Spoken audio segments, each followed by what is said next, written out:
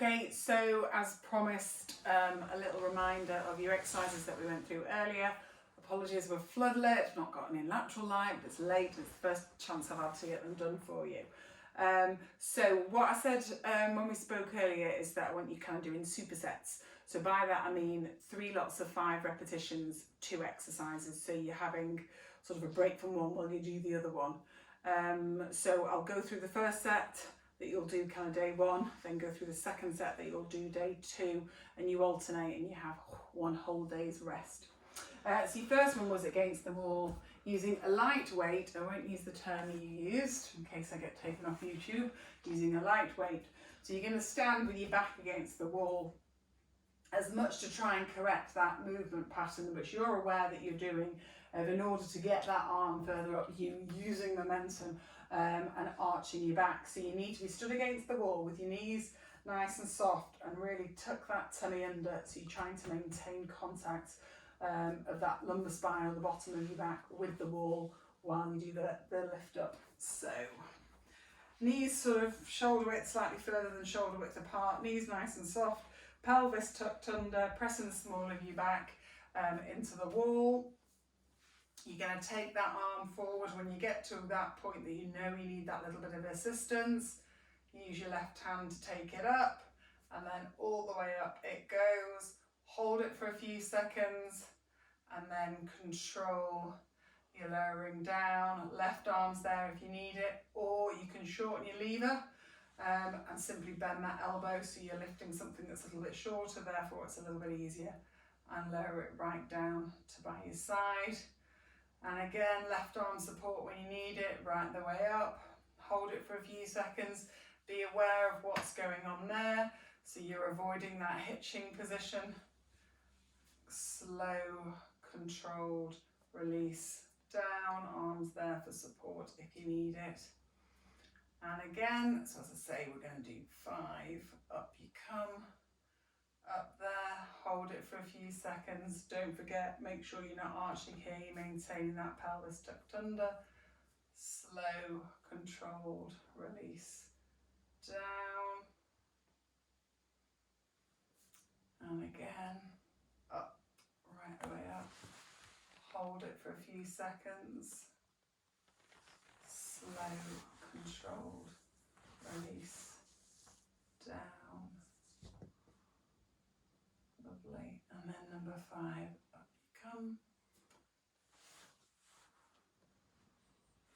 And slow, controlled release down.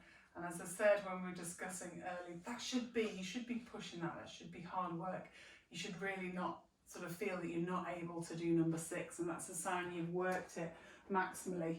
So you go from there, give it a little shake, and then you're going to go into your press up. So ideally, as you did for me today, we did a full press up. You're aiming for 5. So hands slightly further than shoulder width apart. So we're working more into the pecs. Okay, down you come, hold for a few seconds, up you come, making sure that bum doesn't drop or stick in the air.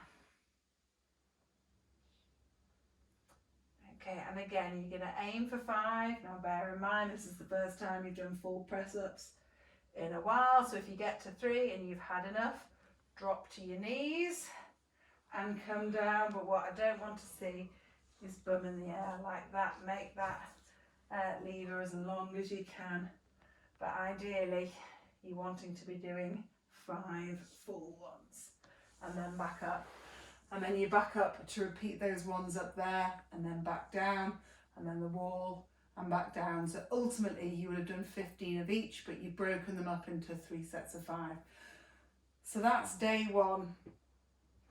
The second set of exercises for you to do are the ones where we had you bringing your arm out to the side. So try and get it at that angle. So you're bringing that arm and you were able to get to about 90 degrees. And then what I want you doing is inching that further up. Okay, and then I want you to see maintaining good alignment here, tucking that under. Can you take that arm away? So the movement you're doing is that essentially, and trying to stop that drop happening or that hitch happening when you take the weight of your arm in that position. So you're aiming again for 5 taps. What I don't want to see is that movement. Okay, it's just bringing that arm off the wall. Going to hold it and back on, hold it and back on, hold it and back on. So you repeat that 5 times, and then you go to your lying down one with a heavier weight. Okay, and that's when you're going to bring that arm up, a little bit of support from the left if you need it, and then you are controlling that lower down as far as it can. Have a little stretch there, and then bring it back up. And as you said, that is easier than the next bit. So again, that left arm can be there to give you a little bit of support if you need it. Or the other thing you can do is bend that elbow a little bit, shorten that lever and lower it down like that. Then arm straight, bring it up, a little bit of support from that left one if you need it. Make sure this is a controlled lowering down.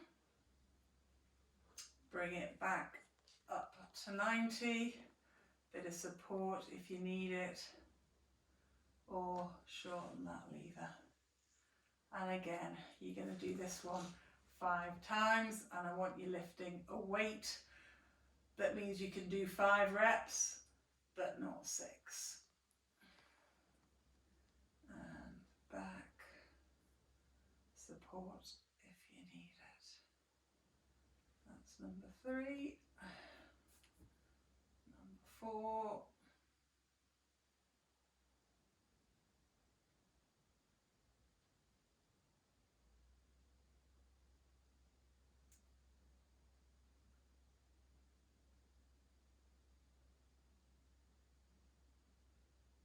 Number 5. And then from here you'll go back to doing your tapping in abduction, which is that movement where the arm comes out to the side. You'll do your taps again, 5 of those, and then you come back down into this position and then repeat again. So the same principle, you will have done 3 lots of 5 reps of both, and you alternate each group and then have that whole day off. Don't forget to carry on with your golf swing and then all the other bits and pieces we've talked about as well. Okay, thanks.